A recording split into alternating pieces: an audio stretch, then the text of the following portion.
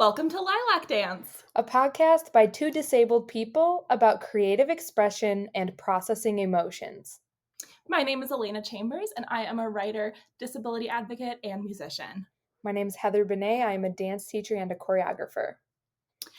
So I am a white person with shoulder length, brown hair with blonde highlights, and I am wearing a black shirt and a little black blazer. So I'm also a white person and I have strawberry blonde hair and I'm wearing a plaid dress. And so today we are talking about our disabilities and how they are connected to our creative expression. Just to start off, we're going to talk about our disabilities. So Elena, tell me, what are your disabilities? So I have a learning disability called dyscalculia, which is categorized as a math disability, but affects a lot of other parts of life as well, which we can definitely get into more later. And then I also have PTSD and depression and anxiety. How about you, Heather? What are your disabilities?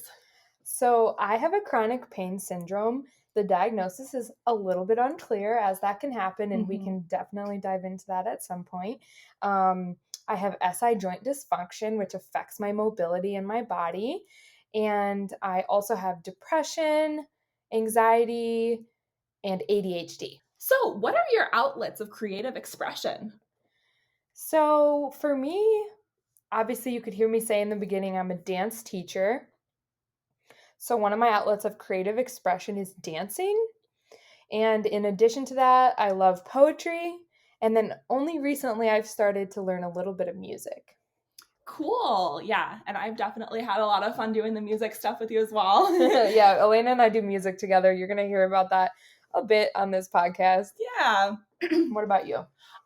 So I am mainly a writer, but I'm also I have a music background as well, and I consider my disability advocacy somewhat of a creative endeavor as well because there's a lot that goes into it, including some visual design stuff and writing, and so I think that does sort of encompass a lot of it as well. And I've been doing dancing since I was 4 years old. I've been doing poetry since I was about 19, and now I'm 25, just to give you a point of reference. And music has been really in my 24th year of existence to now. And what about you in terms of ages? Yeah, so I've been doing both writing and music since I was very young. I was really surrounded by music my whole life, especially. So I started formal music lessons when I was about 5. And I was a music major in college, which I can also definitely get into a little bit more about that and why I stepped away from that, in the long run. But and in terms of the disability advocacy stuff, that is more recent, maybe in the last 4 or so, 3 or 4 years. Awesome. And what do you want people to know about your disability or creativity? I'd say I think first and foremost that for me, I'm in pain every day of my life, pretty much all the time. There's some moments when I'm lying down, I'm on my heating pad, and I'm distracted. I'm engaged in life when I'm not thinking about pain. But there are a lot of moments where it's like I'm working my day job and I'm in pain. I'm dancing and I'm in pain. So that is something I really want people to know about my disability. What about you? Yeah, I mean, I think that's really important for people to understand. I think for me, similarly but different, it affects my whole life. I mean, it doesn't just affect math as some people think it does. It really is part of a lot, it is an aspect of a lot of different parts of my life that I have to take into consideration. And it's really influenced the way that I move through the world on a greater level than just academics. So it's like for both of us, our disabilities impact us all the time. And that means it has to impact us when we are creative. So let's go into how disability is connected to us with our creative expression. Yeah, that's a great point. So I think for me, I mean, a lot of my, creativity and disability are, very clearly connected in that a lot of my work does center disability, especially my writing and my blog is about my experiences as someone who has a disability. But I think on a broader scale, my disability was definitely something that came into play a lot during my music education, because music was something that didn't always come super easily to me, even though it was for a long time what I was trying to do as my career. So I think in different ways, disability has both enhanced and somewhat gotten in the way of or presented barriers to my creative expression. How about you? I kind of feel similarly in that it enhances my creative expression and it makes it difficult. And I think one way to think about it is you can't dance without being in a body, and I can't be in my body without pain. So in one way, dancing becomes incredibly creative. How do I dance while seated? How do I dance while lying down? How do I dance in a way that is friendly to my body, that makes it hard to live in? And at the same time, I'm just physically fatigued most of the time. So that impacts how I am as a dancer. You're not going to see me in a highly athletic dance setting. And I use the word athletic to refer to maybe a pro ballerina. That's not Mm-hmm. me, and that will never be me, and that's okay. But my disability is totally influencing my dance a lot of the time. And then I would say, in terms of my poetry, I think that, and even music, I think that my ADHD can be like channeled positively Yeah. into poetry, like just words will come out of me.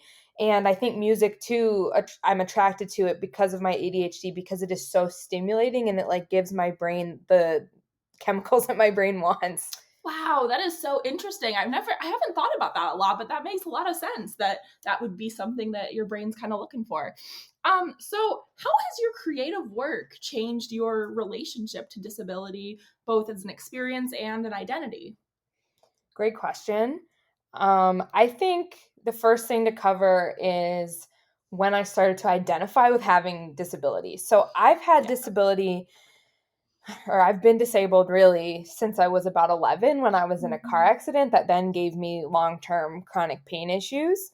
And even though I had a disability, and I guess I knew I did, I just thought, oh, like I've been in a car accident and I have all these things happening to me. And like, I guess I identified more with having health issues. I didn't Mhm. really identify as like, oh, I'm disabled. And I also, at that time when I was 11, I also didn't know that I had ADHD. And at that point, I didn't have the depression and the anxiety. You know what I mean? Mm. Like, so it was just different. But then when years pass and I turn like 21, and later in that, Mhm. my 21st year, I was listening to a Zoom call provided by the Disability Network of Southwest Michigan. And in Mm. that Zoom call, they were talking about their disabilities. And I mean, it was all sorts of disabilities. There was a learning disability, there was somebody who was blind, there's somebody with autism, like you name it, there were just like such diverse representation.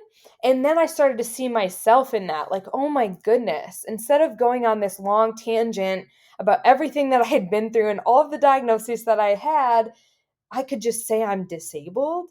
And then I realized I'm a disabled dancer. So it was like, Yeah. wow, like I'm disabled, I'm also a dancer. Oh my goodness, there's this whole community and this whole category of being a disabled dancer. And that was extremely empowering to figure out. So I definitely say that my relationship to disability as an experience and as an identity has been changed and influenced by my creative work. That is such a beautiful story, kind of how you like grew in your understanding of yourself and how you came into those identities over time. And that, yeah, that's really interesting. What about um you? yeah, I think for myself it's similar in that some of these things I've had for longer, some of them not as long. I've had an anxiety disorder since I was, probably very young, maybe 10 or 11. And then dyscalculia, it's something you're born with. I've had it my whole life. Although I didn't get diagnosed till I was 18. So that was kind of interesting. Mm. And then, depression and PTSD came a little bit later. PTSD, I was diagnosed when I was, gosh, I think 22 or 23, but it was based on an experience that happened when I was like 18, 19, 20. So it, so it's sort of all over the board for me a little bit in terms of when I realized or when I found out that I was disabled in these different ways. So I think that, in a lot of ways, I used to try to really hide the fact that I had a learning disability when I was in college because I was in an environment where like academic achievement was like really valued, and like people who were viewed as being like not smart enough, quote unquote, were not treated well. It was a socially acceptable thing in some environments within my university to say things that weren't very nice about people who were perceived to be not as quote unquote intelligent, meaning not conforming to social standards of intelligence that exist within a university setting. Right. Because there are so many different ways to be smart and intelligent. So that was just something that I never felt like I could share with my classmates, especially. Not all of my professors were equally understanding about my situation. And so I think that influenced a lot of my experience with it. But I think it was really during the pandemic when I realized like, this is something that I can talk about. And this is something that I can, use to help other people. And I can use my writing to communicate my experience to other people who might not otherwise understand. And, I'm really glad that I did. It was very life changing. I was, especially I was suffering from a lot of physical and mental health problems at the time. And I think that having this sense of purpose of like, I can channel my own experiences into something that can help others who might also have a lesser known learning disability or something like that. That was really just like so life-saving for me.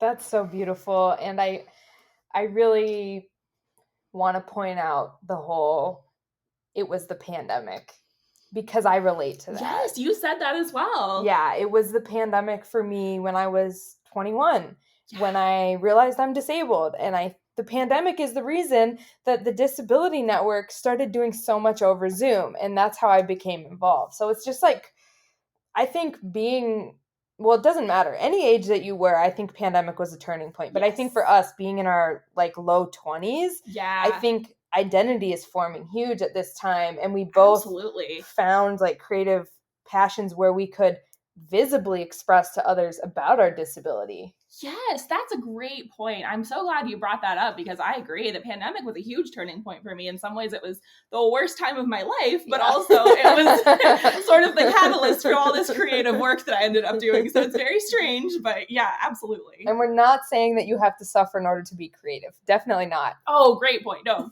anybody can be creative. I believe that everyone is creative in one way or another, honestly. One time I was talking to my friend Gabby, who was in my film, which I haven't referenced my film yet, but at some point you should talk about your film. We can definitely touch on that in a moment. But yeah, my friend Gabby said, like, think about how you put a plate of food together.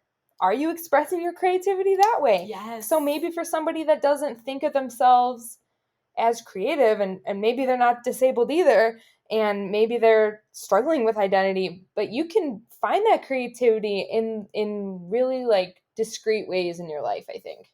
Yeah, that reminds me so much of something that my dad said once, that he, because he's a composer, and he was talking to, I think he was doing some kind of presentation about composing, and he was saying that, even if you trip over something and you make a sound, even if it's like, it might be a pitch, it might be a note. And if you've ever even done that or made, just hum to yourself, you're a composer. And so that kind of what you're saying reminds me a lot of that, in that, it's like everyone is an artist in one way or another, right? I love that.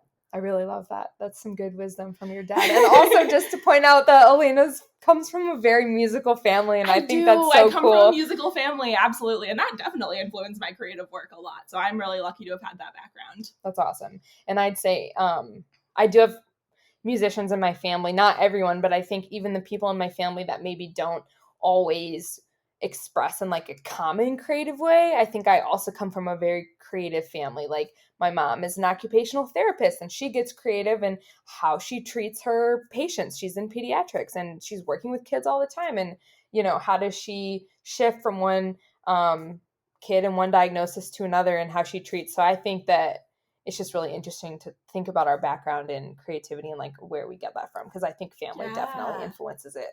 And that's so interesting, your point about your mom being an occupational therapist and the creativity that goes into that, because I always feel like what I am learning and working towards, I'm also a social work student, or I'm going to be in the fall. So I feel like the work that I've done in that realm, and I was a parapro, teaching assistant in the special education department at an elementary school, and that job ended because I wanted to go back to school. But I just feel like both of those fields that I've been in have been creative endeavors for me, because it is a matter of, really trying to tune into what other people are experiencing and feeling, and figuring out what to do and reacting in the moment a lot of times. And you have to get creative. You have to do things that might involve thinking outside the box a little bit. And so I consider those things part of my creative work as well. Absolutely.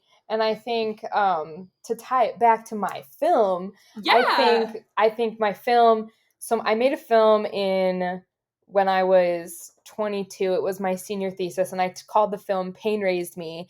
And I made it my mission in this film to interview people about creativity, and so and also healing and disabilities, and really similar to the topics we're talking about now. Like, there's a reason that we started a podcast on these topics. Yeah. But that film for me was my first time expressing in that way. I had never made a film before. I had never done anything with videography. And while I wasn't even the sole person actually filming the film, like, I had a huge team of people helping me. It was like a huge, like, learning curve in creative expression, because I was doing something I'd never done before, something I had no confidence in at all. And I picked it up and I went for it. And it's probably one of my proudest accomplishments, which is like crazy. But well, yeah. the whole point of that film was very similar to this, to I think like one of our goals of this podcast, which is to like make the invisible visible.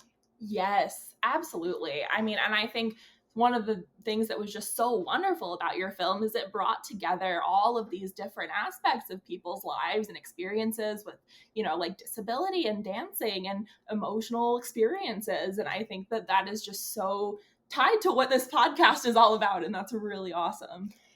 So I think this honestly concludes our conversation for today. Yeah. I'd love to tell our audience what other topics we're going to cover in the next few weeks.